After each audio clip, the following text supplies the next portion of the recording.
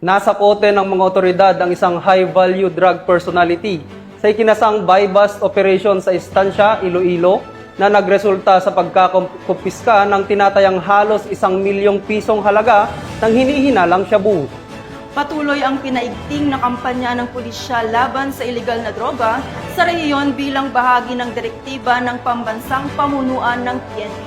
Yan ang tinutukan ni Patrolwoman Ledilyn Bansagon.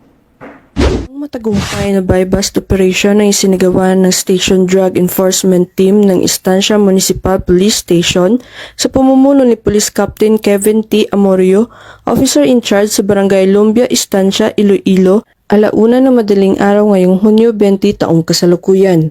Sa operasyong ito, naaresto ang isang high-valued individual na babae at ang kanyang live-in partner. Kinilala ni Police Captain Amorio ang pangunahing suspect sa alias na An-An, 22 taong gulang, isang kasambahay at residente ng Purokwan, Barangay Ipil, Balasan, Iloilo. Si An-An ay kinilala bilang high-valued individual at dati nang naaresto noong September 2023 sa Limeray, Iloilo dahil sa paglabag sa Republic Act 9165, ngunit pansamantalang nakalaya matapos magpiyansa noong second quarter ng 2024. Kasama rin na aresto ang kanyang kinakasama na si alias Renren, 22 taong gulang, isang obrero at residente ng Purokto, Barangay Villa Panian, Estancia, Iloilo. Siya naman ay tinukoy bilang isang street-level individual. Bunga ito ng halos 2 buwang masusing beripikasyon at investigasyon matapos makatanggap ng ulat mula sa mga nag-aalalang mamamayan.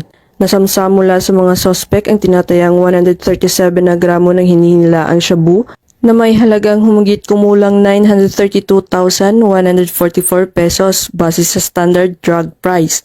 Batay sa paunang investigasyon, sinasabing mula sa Iloilo City kinukuha ng mga sospek ang kanilang supply ng illegal na droga na pagkatapos ay kinakalat sa iba't ibang bahagi ng estansya. Sa ngayon, nasa kustudiya na ng Estancia Municipal Police Station ang 2 sospek at nahaharap sa kasong paglabag sa RA 9165 o ang Comprehensive Dangerous Drugs Act of 2002. Ang matagumpay na operasyong ito ay patunay ng hindi natitinag na paninindigan ng kapulisan sa buong Western Visayas sa pagsugpo sa iligal na droga at pagsuporta sa pulisiya ng Philippine National Police sa ilalim ng Pro-6 on Top initiative na layuning protektahan ng komunidad laban sa mga mapanirang bisyo.